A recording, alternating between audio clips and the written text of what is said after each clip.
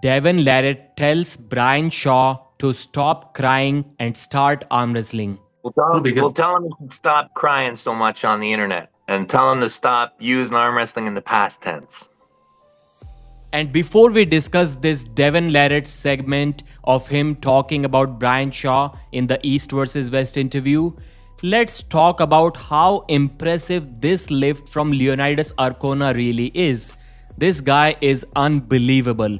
150 kilos for warm-up. I'm not sure if I'm going to ever read this caption ever again. Surely I haven't read it in the past. Who warms up with 150 kilos? And then 170 kilos for 2 full reps.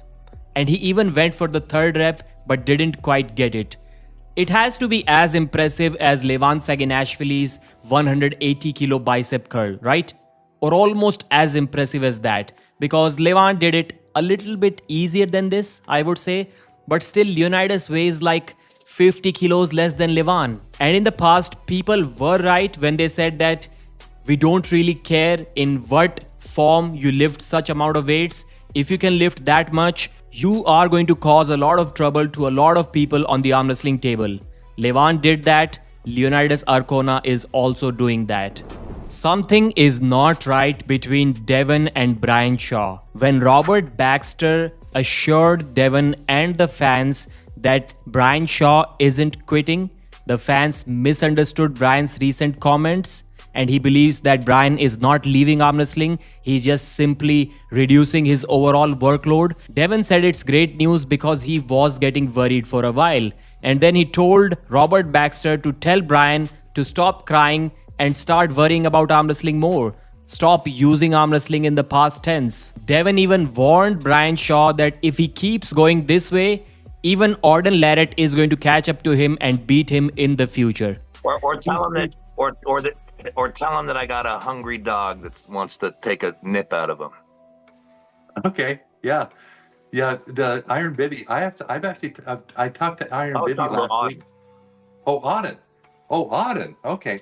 Well, you mentioned Iron Bibby for him as well. Right? I tell you, if Brian slows down, that's going to be a reality.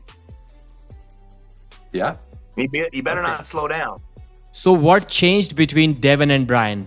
I hope they were just joking when Robert said that Brian was kind of not happy that Devin didn't teach him how to arm wrestle in the straps, and that's why he lost to Leonidas Arcona. Because from my memory, when I recall it, Devin didn't teach anything to Brian outside of straps. It was all inside strap. So I'm not sure what Devin could have taught Brian there, instead of maybe not giving some advanced lessons, focusing on some beginner stuff, which by the way, Robert Baxter will be focusing on. He has invited Brian Shaw, and Brian is already at Robert Baxter's home with his camera crew. So we will be seeing some arm wrestling content between Brian and Robert Baxter in the future. Devin suggested that Brian should face Iron Bibby. Iron Bibby visited Devin's club 15 years ago, and even at that time, he beat everyone except Devin Larratt, and Robert seemed to enjoy this idea a lot. He's thinking about making this match happen. In this live stream, Robert Baxter officially announced the 15th super match for East vs West 24, a super heavyweight right-handed match between Alijan Muratov and Richard Boorman. Alijan now has his USA visa and he's ready to compete on the right arm too.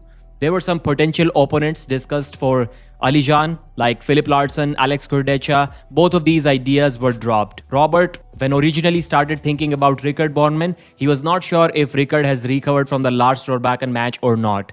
But Richard told him that he is fully healthy, fully recovered and ready to go once again. Alijan wants more right-handed matches because he believes there is a lot of gap between his left arm matches. Months and months and sometimes even years. So he does not want to sit idle, and I think his right arm is awesome too. Everyone is favoring Richard Boorman, but how can we forget the 2023 wars that Alijan Muratov had with Rino Masic? They were going back and forth. Rino won, but Alijan gave him a really good fight. And I think this one is also going to be a very good fight. A long time ago, Alijan's right was injured, but now he believes it is getting healthier and he's probably in the best shape of his life. The gym numbers on the right arm haven't increased, but on the table, he's feeling improved. The training partners are telling him that the gap is noticeable. Rickard Borman believes that it's a dream opportunity for him. Alijan is a legend in the sport, and he thanked Robert Baxter for offering the match and Alijan for accepting the match. He believes that he's not the favorite to win this match. Alijan is a scary guy and he respects him. Everyone was favoring Rickard Borman to win this match because they're not sure what kind of level Alijan is going to bring with his right arm. I was laughing when Robert started praising Alijan Muratov by calling him the left arm John Brzenk, by calling him the hottest arm wrestler right now in the arm wrestling community. Everyone is talking about him. And I was like, man, Robert, stop. He's going to ask 50K once again if you keep going. And then we are probably going to lose Alijan for one more year. We don't want that to happen. He was talking about getting Alijan into China as well because Alijan has Chinese ancestry. His relatives live in China and the Chinese organizers are interested in inviting him to China. So we will be seeing that in the future. For this upcoming event, Devon has invited Gordon Ryan, the Brazilian Jiu-Jitsu guy. And I'm talking about Gordon, on Devon's request, has invited Joe Rogan too to attend East vs West 24. But that is not certain as of now because Joe hasn't responded yet. But Gordon Ryan will be attending the VIP dinner, the matches, the press conference, everything, even Michael Todd's after party. And then after this, it felt a little bit weird to me because Robert completely ignored Alijan and also Rickard Borman. He just kept talking with Devon Larratt for 1 hour, kept praising Devon for the things that he has done for arm wrestling and East vs West. And he also kept talking about his future plans. It was almost as if those guys that have their name on this live stream, they aren't even there. Rickard was telling Devon that he wants Auden Larratt to beat Jeremy Parker so that Auden can get a match against his younger brother, Duane Boardman. And Devon also likes this idea. There was a segment between Devon and Alijan too, where Devon was saying that he can crack Alijan's wrist with his King's move. When Robert asked Devon if he can beat Alijan. Hey, Devon, do you think you can beat Alijan left-handed? I know your left hand's getting better and better, but I think we have to find out. Yeah, I think that is a match. The truth is I can pull 115. I'm 115 this morning. Did you know that? Devon said that Alijan cannot be the super heavyweight left arm champion. He can only be a champion in 95, 105 and 115. But I can be a champion in 95, 105, 115 and super heavyweight. So in 4 categories. Obviously that isn't the truth. Alijan has way more chances than Devon of becoming the champion, not only in 4 categories, but also in the super heavyweight division. I'm going to quickly talk about their predictions of the upcoming matches. Michael versus Petrenko. Alijan thinks Petrenko is the favorite, and Rickard thinks that Michael Todd is going to win the match because of his King's move. Morozov versus Hermes. Both think that Hermes Gasparini is going to win. And finally, the Andrei Smaev talk. Devon Larratt said that he heard that Andrei Smaev is scared. I'm not sure scared of what, scared of losing, scared of competing, but he heard that Smaev is scared, that's why he's not competing.